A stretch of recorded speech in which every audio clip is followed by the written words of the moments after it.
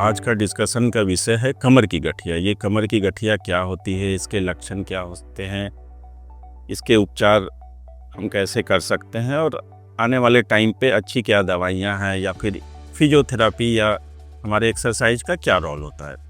दोस्तों, जब हम कमर की गठिया की बात करते हैं तो जाहिर सी बात है कि क्रॉनिक लो बैक पेन, जिसको हम आम बोलचाल की भाषा में बोलते हैं कि हमारे कमर में दर्द है।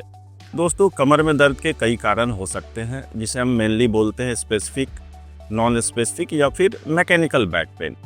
दोस्तों, मैकेनिकल बैक पेन या फिर आपने बहुत लोगों को सुना होगा, हमने 6 घंटे 8 घंटे काम करते हैं, चेयर्स पे लंबे समय तक बैठे रहते हैं तो हमारे कमर में दर्द हो जाता है, जो कि हमारे चलने फिरने पे बढ़ता है। और या फिर आगे आपने सुना होगा कि हमने झुककर कोई वजन उठा लिया या सामान उठा लिया तो अचानक हमारे कमर में दर्द हो गई।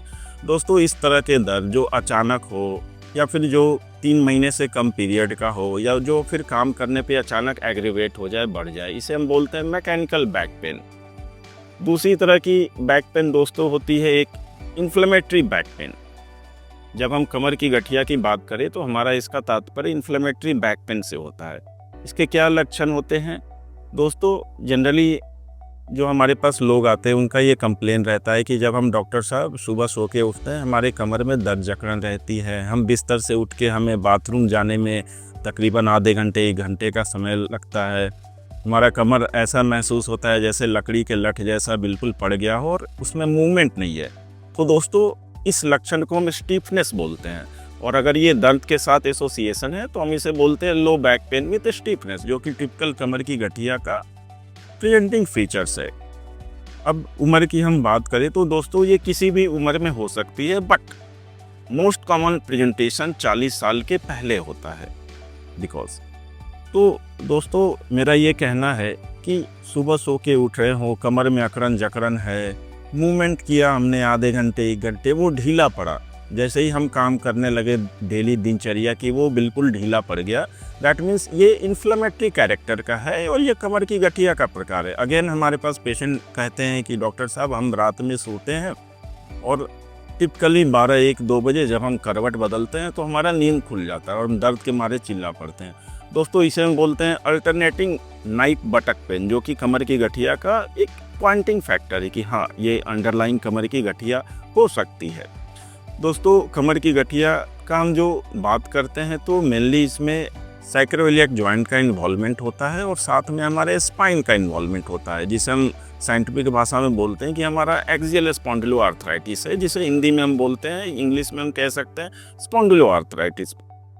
दोस्तों, केवल कमर की गठिया हमारा एक्सियल इन्वॉल्वमेंट नहीं, बल्कि हमारे दोनों हाथ या दोनों पैर के किसी भी जोड़ों में जॉइंट का इन्वॉल्वमेंट हो सकता है। साथ में हमें कुछ और एक्स्ट्रा आर्टिकुलर फीचर्स होते हैं कमर की गठिया, जैसे आंखें लाल हो जाना, यूवीआइटिस 5-7 दिनों तक, 10 दिनों तक हमारे आंखें लाल हो, हमें दूर देखने में तकलीफ हो, जिसे हम यूवीआइटिस बोलते हैं। या फिर बहुत सारे लोगों को पेट की बीमारी होती है, आईबीडी, जिसे इन्फ्लेमेटरी बाउल डिसऑर्डर बोलते हैं। दोस्तों, ये भी एक सेकेंडरी स्पॉन्डिलोआर्थराइटिस का पार्ट है।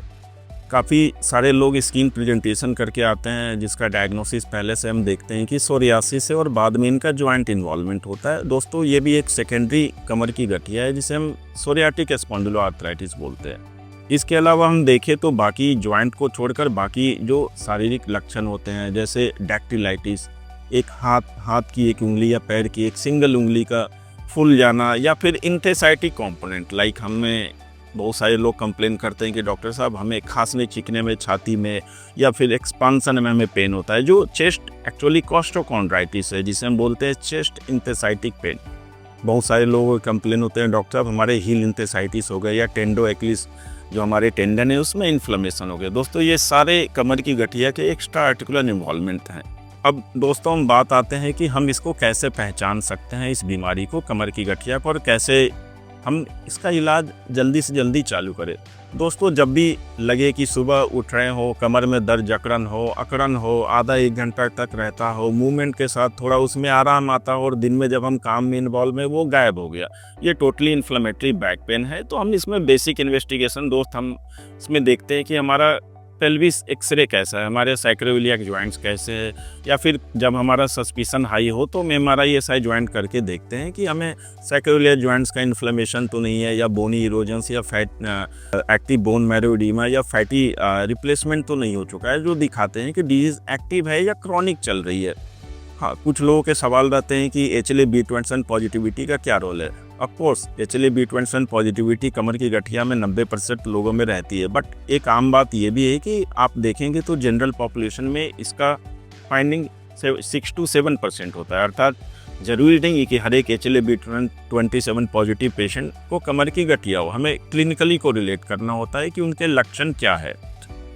जहाँ तक हम इसके ट्रीटमेंट की बात करते हैं तो इसमें भी हमें एंटी आर्थराइट मेडिसिन का काफ़ी ज़्यादा रोल है, और जब भी ऐसे कुछ लक्षण हो तो मैं आपसे रिक्वेस्ट करूंगा कि नज़दीकी रूमेटोलॉजिस्ट के पास जल्द से जल्द मिले, ताकि इस बीमारी का निदान हो सके।